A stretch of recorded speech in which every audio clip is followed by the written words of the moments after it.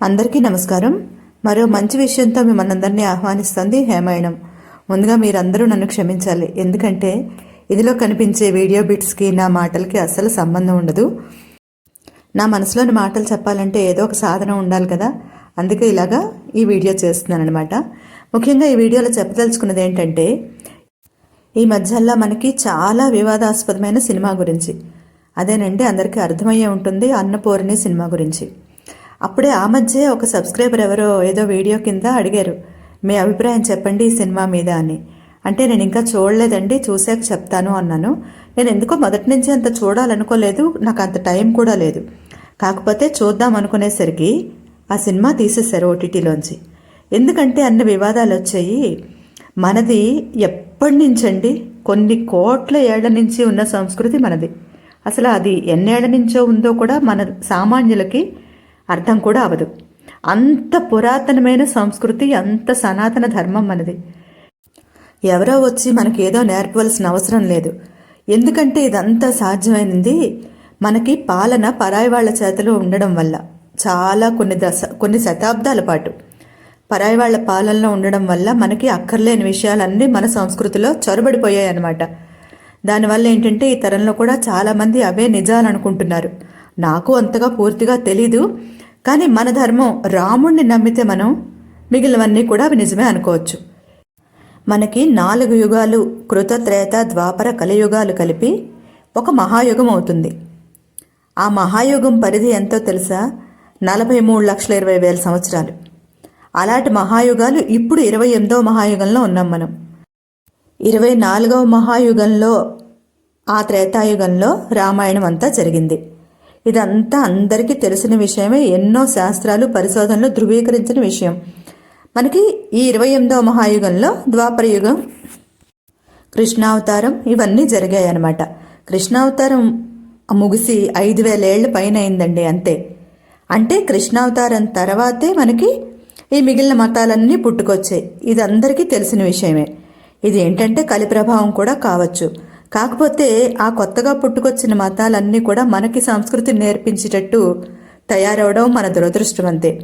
భారతదేశంలో పుట్టి ఇక్కడ బతుకుతూ ఇక్కడ హక్కులన్నీ కావాలి, కానీ ఇక్కడ ధర్మం మాత్రం ఎవరికి వద్దు. అదే నేను అనుకుంటాను ఎప్పుడూను. ఇంత సనాతన ధర్మం ఎంతో విశిష్టమైనది, ప్రతి ఒక్కరికి వెసులుబాటు కల్పించే ధర్మం మనది. అలాగే బతకడానికి కూడా ఇక్కడున్నంత స్వేచ్ఛ ఎక్కడా లేదండి. విదేశాల్లో స్వేచ్ఛ లేదు. మన పిల్లల్ని మనం పెంచుకోలేం. ఎప్పుడు అనునిత్యం భయం గుప్పిట్లోనే బతకాలి మనం. సరే, వాటన్నిటి గురించి ఇక్కడ చెప్పడం నా ఉద్దేశం కాదు. మనకి ఎవరో ధర్మాన్ని, భక్తిని ఇవన్నీ మనకి ఎవరో వచ్చి చెప్పక్కర్లేదు. అలాంటిదే ఈ సినిమా. నాకు అర్థమైంది చాలా రివ్యూలు చదువుతూ ఉంటే. ఏమండి, పోనీ ఆ సినిమాలో దర్శకుడు ఏం చేసి ఉండాల్సిందంటే, 2 మతాల మధ్య కాన్ఫ్లిక్ట్ కాకుండా ఒకే మతంలో, ఆ అమ్మాయి పుట్టిన మతంలోనే తనకి నమ్మకం లేనట్టు, తర్వాత ఎవరో చెప్తే నమ్మకం వచ్చినట్టు చూపించుంటే ఇంత వివాదాలు వచ్చి ఉండేవి కావు.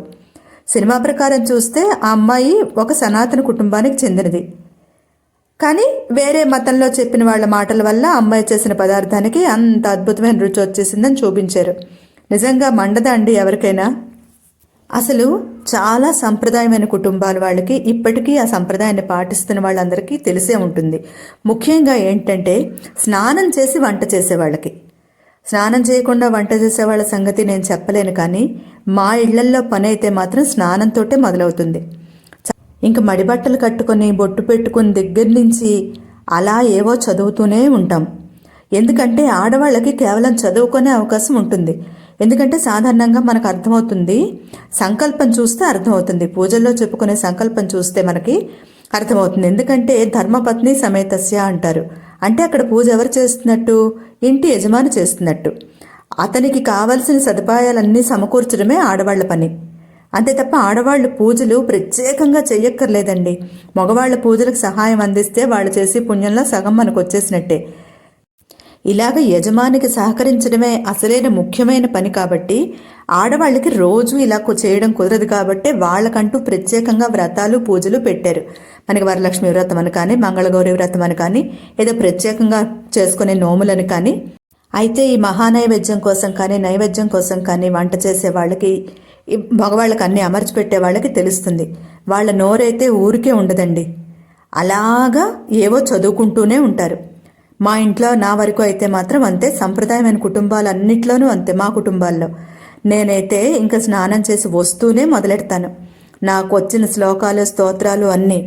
పని ఎంత లేట్ అయితే, వంట ఎంత లేట్ అయితే అలాగ మొత్తం అన్నీ అయిపోయే వరకు చదువుతూనే ఉంటాను. ఇది అందరూ సాధారణంగా ఆచరించే విషయం. మా ఇంట్లో అయితే మహానైవేద్యవతి లేకపోయినా సరే, మామూలు వంట అయినా సరే, నేను అలా ఏవో స్తోత్రాలు చదువుకుంటూనే వంట చేస్తాను. దానివల్ల ఖచ్చితంగా వంటకి మంచి రుచి వస్తుందండి. అంతెందుకండి, మనం సాధారణంగా చాలా సందళ్లలో చూస్తూ ఉంటాం. ఫంక్షన్స్లో ముందుగా వంట పని ప్రారంభించే ముందు క్యాటరింగ్ ఇచ్చిన ఎవరైనా సరే ముందు అగ్నికి హారతిచ్చి అగ్ని సమర్పణం చేసే వంటలు మొదలెడతారు. అలాంటి సంస్కృతి మనది. అలాంటిది ఈరోజు ఒక ప్రార్థన చదివినంత మాత్రాన ఆ వంటకు అద్భుతమైన రుచి వచ్చేసిందని చూపించడంలో అర్థం లేదండి అసలు. వాళ్ళ సంప్రదాయాల్ని మతాల్ని బట్టి వాళ్ళు పాటించవచ్చు, దానిలో తప్పేం లేదు. అది మనకి ఇక్కడ అనవసరం కూడా. ఇంకేం చేయాలో, మన దేశంలో అంతా అలా పాతుకుపోయింది. మొత్తానికి ఎలా అయితేనే చాలామంది పోరాడి ఆ సినిమాని ఓటీటీలోంచి తీయించేశారు. ఇంతకీ నేను చూడలేదు. పెద్ద చూడాలని కూడా ఎందుకో ముందు నుంచి అనుకోలేదండి. ఏంటంటే నాకు సనాతన ధర్మం మీద చాలా ఆసక్తి. అలాంటి వివాదాలు ఉన్న సినిమాలు కూడా నేను చూడాలని అనుకోను. నా స్వభావం అలాంటిది. ఇకపోతే మా ఇంటి ముందున్న చెట్లన్నీ, కొమ్మలన్నింటినీ కూడా ఎలక్ట్రిసిటీ డిపార్ట్మెంట్ వాళ్ళు కట్ చేశారనమాట. అలాగే మా ఇంటి ముందు నందివర్ధనం పూల మొక్క ఉంది కదా, అది కూడా తీయించాను నేను. ఇంకేంటంటే కొన్నాళ్ల వరకు ఇంకా కంపల్సరీగా పువ్వులు కొనాల్సిందే.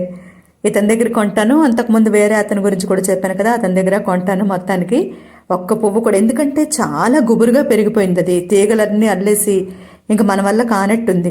మా అబ్బాయి అంటాడు, నేను కొట్టేస్తాను గొడ్డలో కొడవలో తెచ్చని. అంటే నేను అంటాను, ఎవరు చేసి పని వాళ్ళు చెయ్యాలి, వాళ్ళకున్న నైపుణ్యం మనకు ఎలా ఉంటుందమ్మా అన్నాను. అతని నిమిషంలో లాగి పారేశాడు. గొడ్డలతో కొన్ని కొమ్మలు, పెద్ద పెద్ద కొమ్మలు కొట్టాడు అనుకోండి. తర్వాత లాగేశాడు. 200 అడిగారనమాట. ఇంకా మనకైనా అంతే అవుతుంది కదా, అది నా వల్ల కాదని చెప్పి మొత్తానికి 200 ఇచ్చి తీయించాను. ఇంకా తీయించిన తర్వాత ఎండంతా ఇంట్లోనే ఉంది. మరో మంచి విషయంతో మిమ్మల్ని అందరినీ మళ్ళీ కలుసుకుంటాను. అంతవరకు అందరికీ నమస్కారం.